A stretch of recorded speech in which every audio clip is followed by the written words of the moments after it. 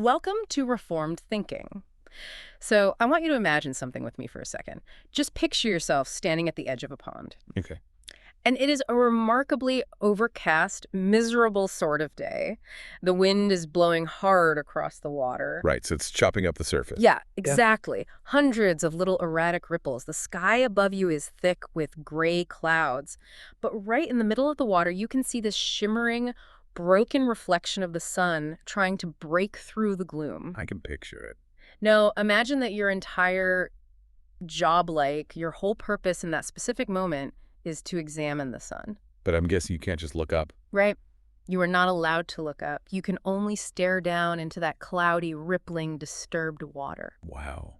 That sounds incredibly frustrating. It really does. I mean, you catch a flash of brightness here, a distorted shape there, Yeah. but the image is constantly breaking apart, right? It just shifts and fades back into the gray. It's a very vivid picture. And according to the 17th century theologian John Owen, in his classic text on the glory of Christ, that frustrating, fragmented experience is a highly precise picture of our current spiritual sight. Yeah, we are looking at a reflection in troubled water. But the big question is, what happens when the clouds finally clear, the wind stops, and we are actually permitted to lift our heads and see the reality face to face? And that is the core issue we are tackling today. Yeah, we are doing a deep dive into John Owen's writings, specifically his examination of the immense differences between how we behold Christ by faith in this world versus how we will behold him by sight in heaven. It's a massive topic. It is. Our mission for this deep dive is to examine those differences down to the finest detail. We are going to look at the mechanical differences between faith and sight. The literal mechanisms of it. Yeah. Right. We will outline the specific physical and spiritual upgrades that await believers in the future state. We are confronting how this 17th century perspective completely dictates what you, the listener, reach for when you wake up in the morning. It is a remarkable text to unpack, especially when you consider the historical context in which John Owen was writing. Oh, absolutely. I mean, he was a man well acquainted with grief. He lived through civil war, plague, the Great Fire of London. He lost multiple children, too, didn't he? He did. Yeah, the loss of his children was devastating. So for him, heaven was not an abstract theoretical concept. Yeah. It was a pressing, concrete necessity. It wasn't just academic theology for him. Not at all. When we talk about faith today, we so often treat it as a sterile intellectual assent to a set of propositions. But Owen insists on treating faith as an actual spiritual faculty. Like a physical sense, almost. Yeah, a mechanism of the soul that operates under very specific and highly restricted conditions in this present life. Right. And the core premise we are looking at originates from the Apostle Paul, right? In 2 Corinthians chapter 5, verse 7. Precisely. Yeah. Where he states that the believers walk by faith and not by sight. Which is a verse most people know, but Owen takes it further. He does. He wants us to understand that both faith and heavenly sight have the exact same object. They are both looking at the glory of Christ. Okay, so the distinction is not in what is being looked at. Right. The distinction is in the apparatus we are using to do the looking. Our current view by faith is incredibly obscure. It is dark. It is reflective. Which brings up that other famous verse. 1 Corinthians chapter 13, verse 12, where Paul says, "Now we see through a glass darkly."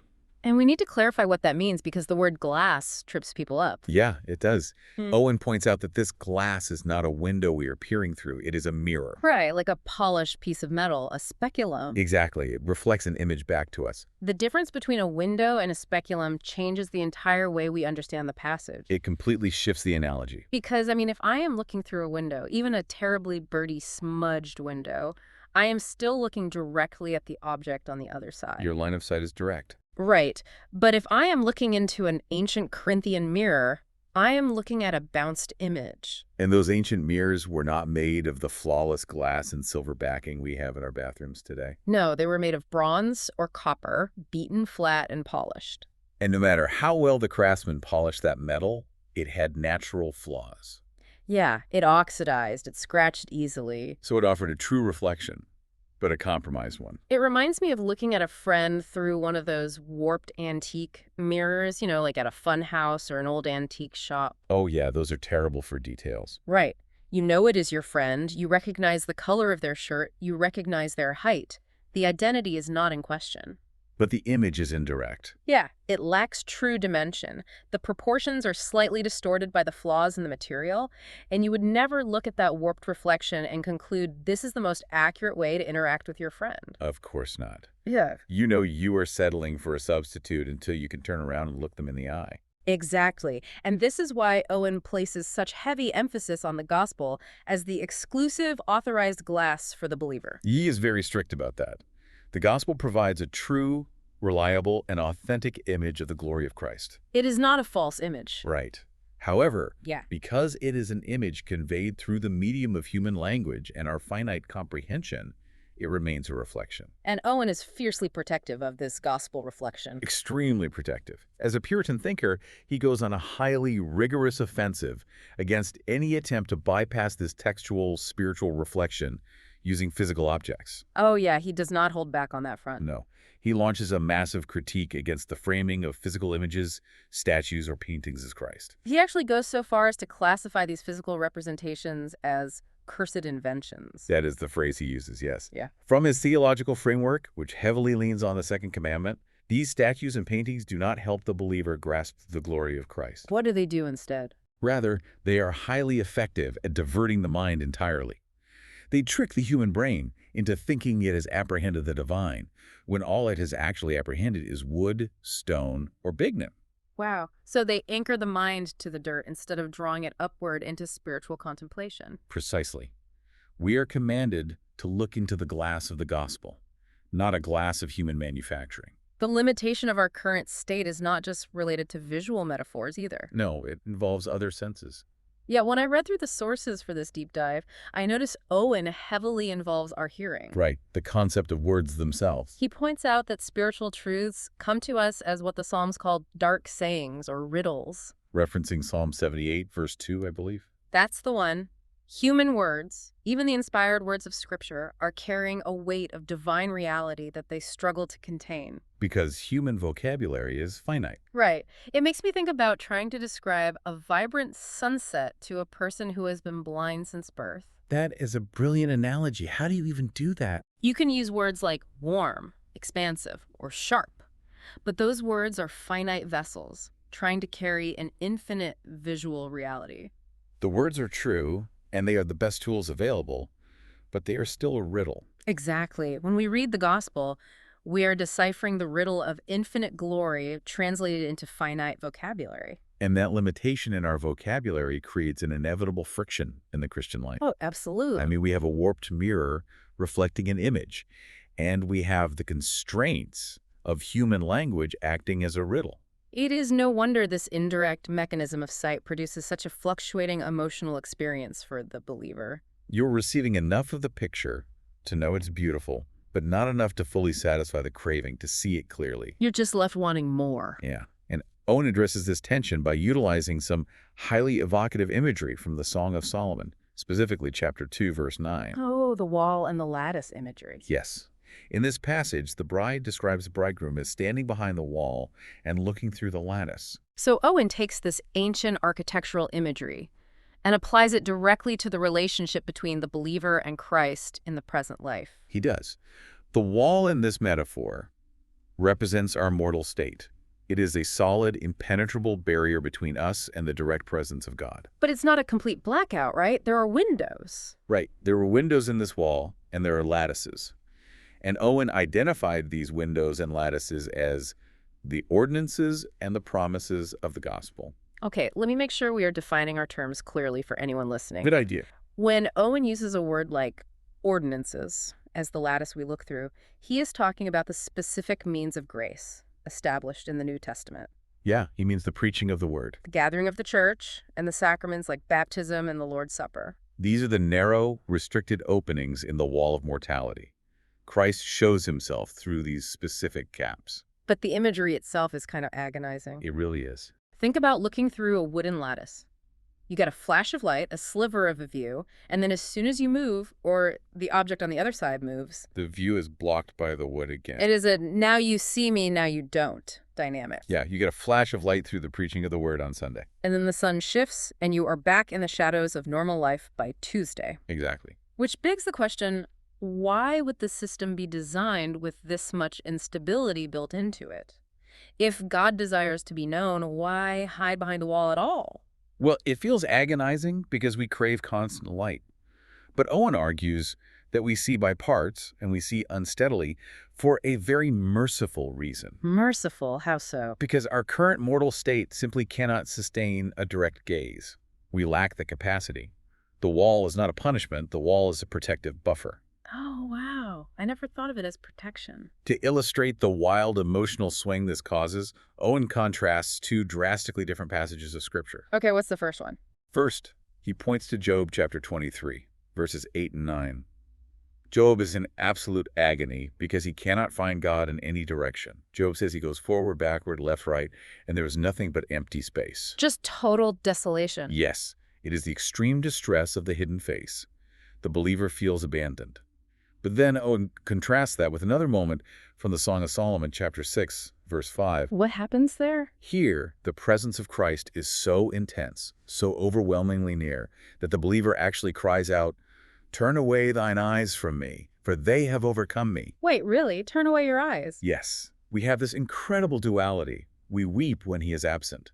But when he draws near and gives a clear discovery of his glory, we are emotionally and spiritually crushed under the weight of it. You just can't handle We it. cannot bear the overcoming, affectionate love of a direct encounter. I think anyone who has walked in faith for a while recognizes those emotional dips that follow a spiritual high. Oh, certainly. You attend a retreat, or you have a moment of intense solitary prayer where everything feels incredibly close and real. You feel like you are looking right through that lattice and making eye contact. And then Monday morning rolls around. The alarm goes off, the reality of your mortal, mundane life crashes back in, and that high just evaporates. It leads to a genuine sense of distress. Psalm 42 captures this desperation perfectly when it says, "As the hart panteth after the water brooks, so panteth my soul after thee." It is a desperate thirst. And Owen leans into this by bringing up the concept of groaning, right?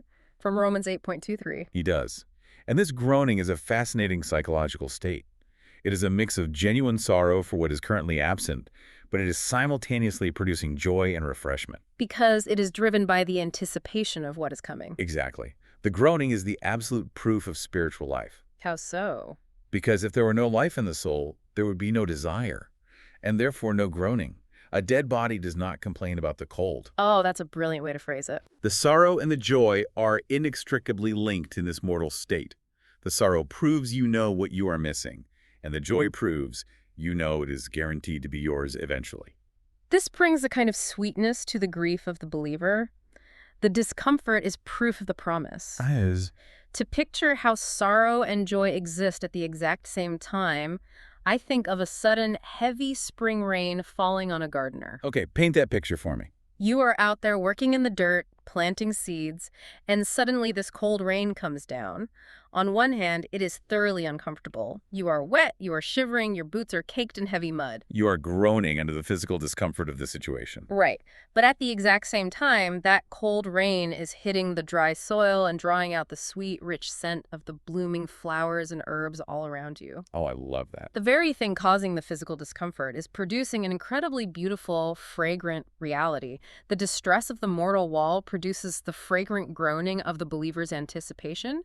You endure the mud because you can smell the blossoms. The believer is sustained by the scent of the garden, even while enduring the discomfort of the rain. Exactly. But this entire discussion about the wall, the lattice, and the groaning forces us to ask a mechanical question. Okay, let's hear it. What specific barrier prevents us from looking at the unfiltered reality right now?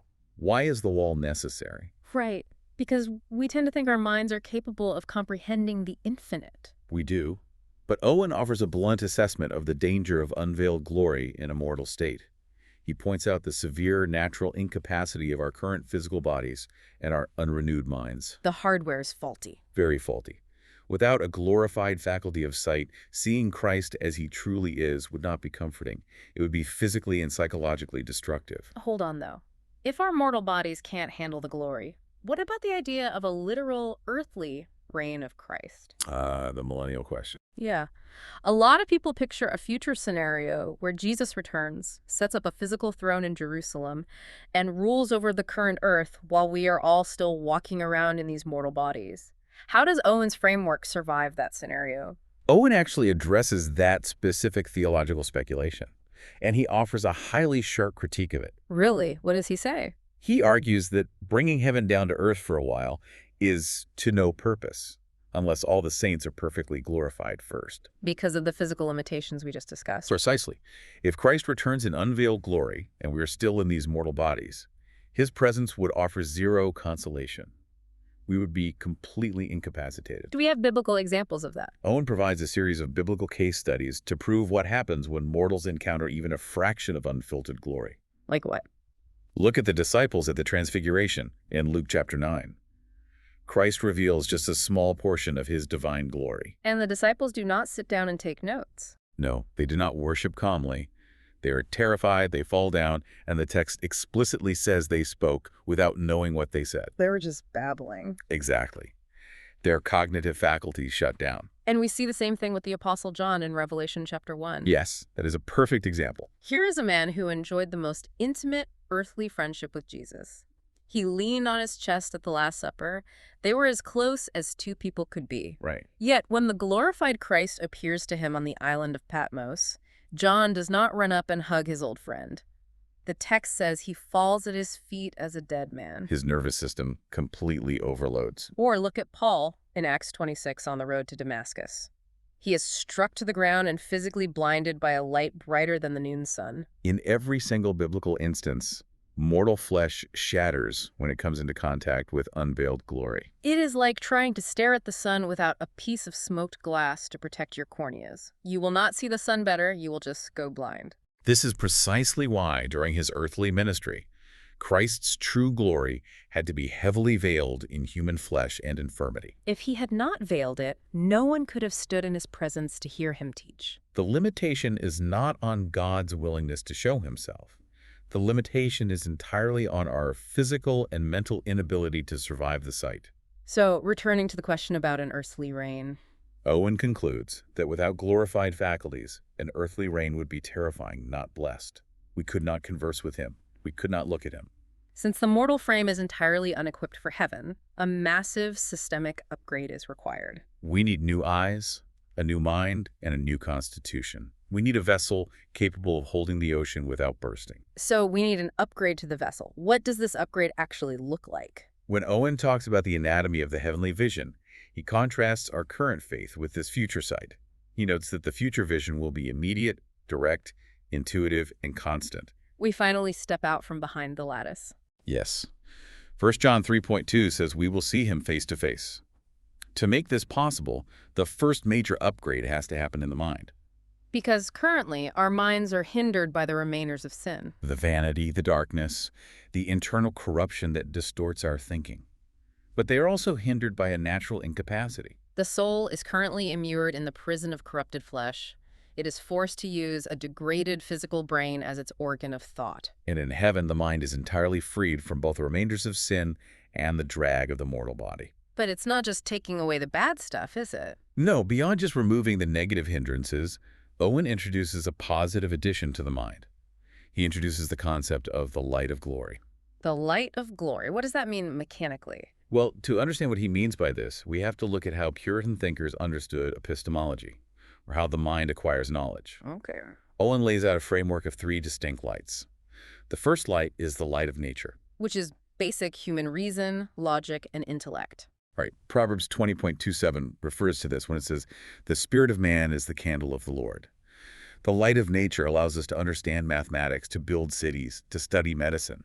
But the light of nature is completely blind to spiritual realities. Yes, so God adds the second light, the supernatural light of faith and grace. And this happens at conversion. Exactly. This light allows the believer to comprehend the gospel, to see the glory of Christ in that glass darkly.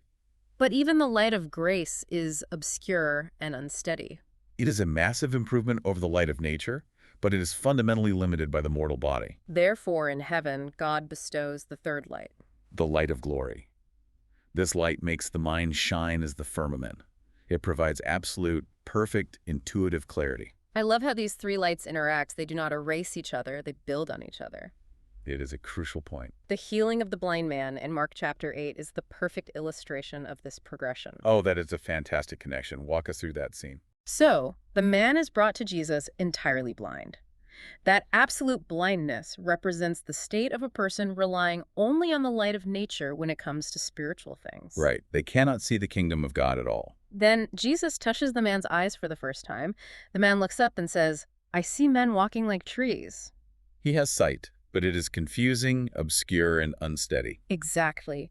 That represents the light of grace.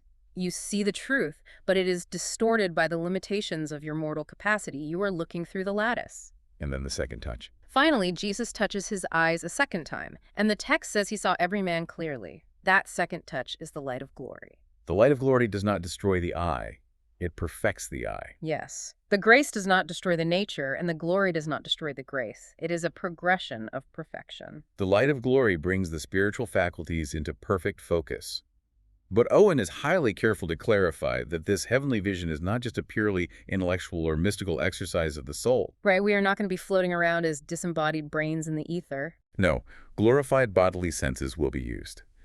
He cites Job 19, where Job declares, "In my flesh shall I see God, and mine eyes shall behold him." We will have actual, physical, glorified eyes. To prove this is possible, Owen points to the martyrdom of Stephen in Acts chapter 7. As Stephen is standing before the council, facing his brutal death by stoning.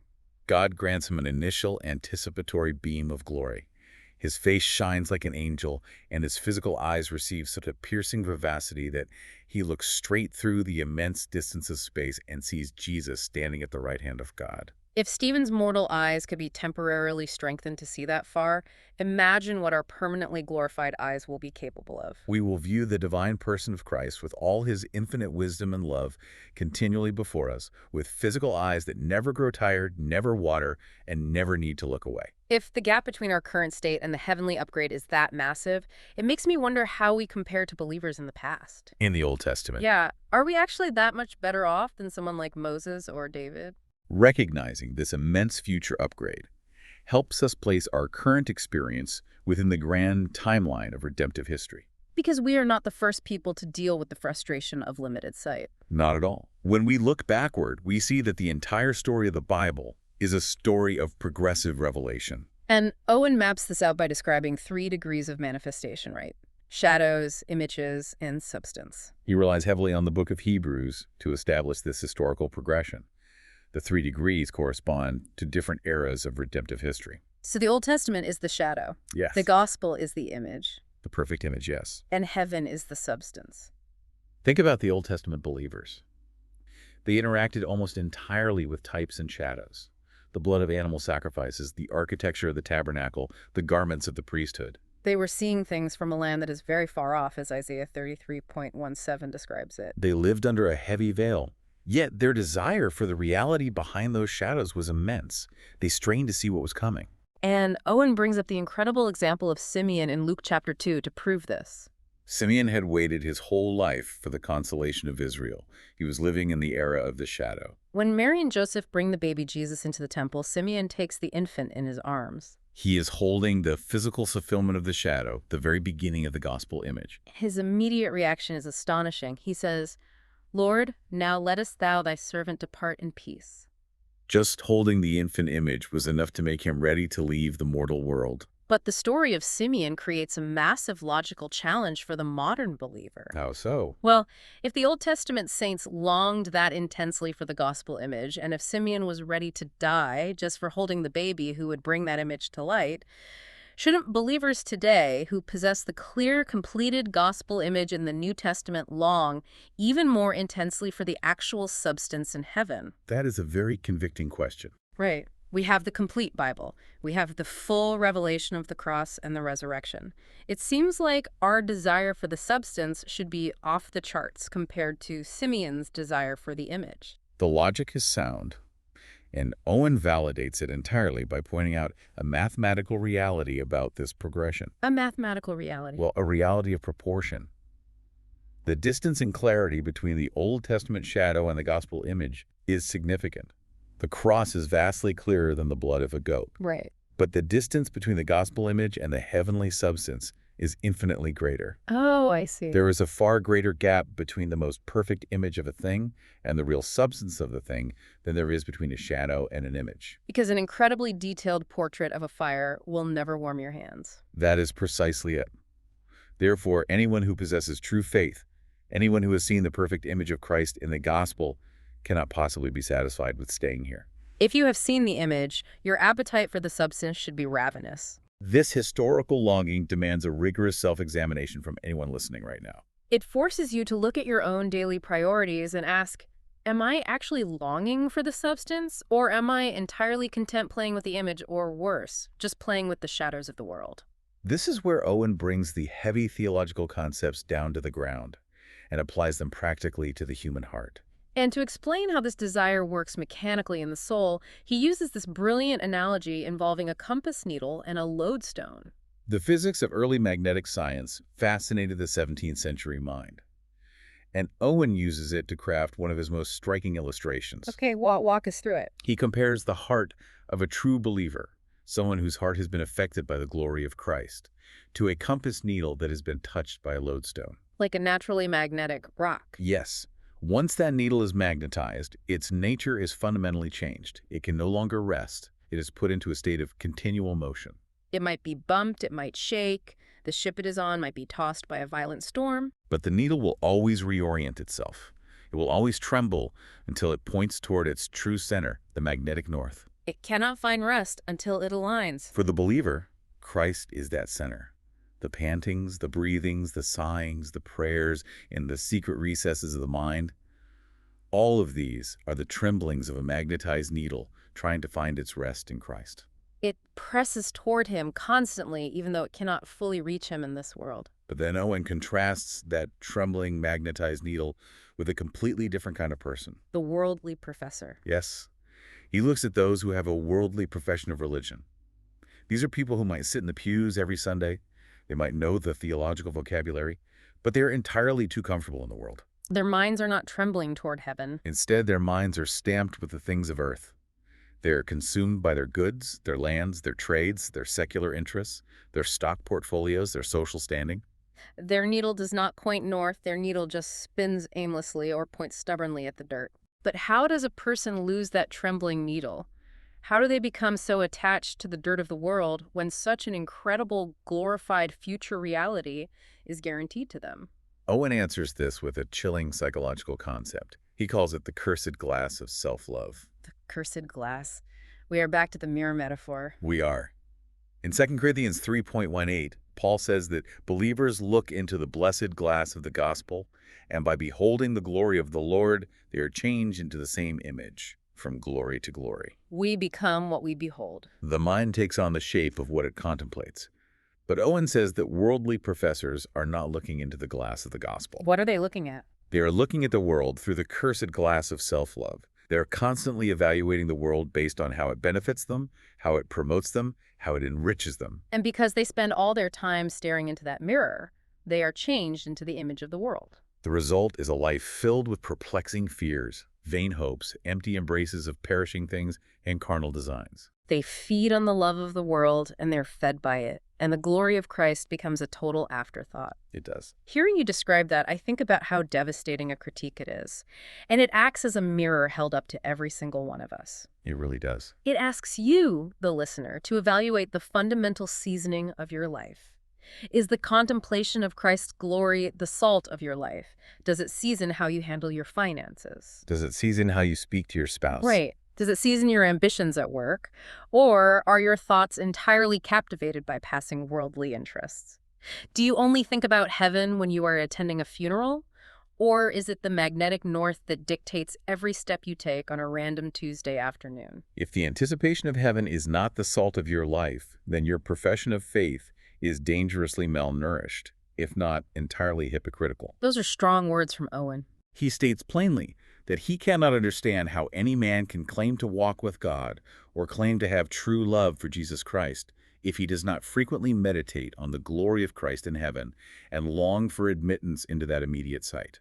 It is an indictment of a lazy, careless, earthly-minded Christianity that uses religion as a social club rather than a preparation for eternal glory. The soul must be stretched toward heaven, or it will inevitably shrink toward the earth. We have covered a massive amount of ground in this deep dive. We certainly have. We started by looking at the frustrating, indirect mechanics of our current faith, looking at the glory of Christ through the warped, cloudy speculum of the gospel, dealing with the dark sayings and the limitations of human language. We discussed the agony of the lattice, the specific ordinances of the church that provide flashes of light. And the now you see me, now you don't dynamic that produces that groaning in the believer, where we sorrow over his absence, but rejoice in the anticipation of his return. We also examine the absolute necessity of the mortal wall. The realization that our current physical and mental capacities would be completely obliterated by the unfiltered reality of divine glory. We need the shadows and the images right now Uh, because we cannot survive the substance. But that limitation leads to the promise of the future upgrade. The light of glory that will perfect our minds, the glorified physical eyes that will look upon the true reality of Christ without blinking, and the permanent removal of every hindrance of sin and flesh. It all builds to that final reality. The ache, the confusion, the emotional dips you feel in your faith, those are not signs that your faith is broken. They are features of a mortal state that is longing for its immortal design. The gospel is a lattice, providing glimpses meant to sustain you until the wall of mortality finally falls. But it required you to keep your eyes fixed on the right mirror. Yes, it does. If staring into the glass of the gospel shapes your nature toward heaven, and staring into the cursed glass of self-love shapes your nature toward the dirt of the world, what specific glass are you reaching for first when you open your eyes each morning? When you check your phone, when you read the news, when you look at your schedule, whose image is reflecting back onto your soul? That is the question you have to answer today. Thank you for joining us for this deep dive into Reformed thinking.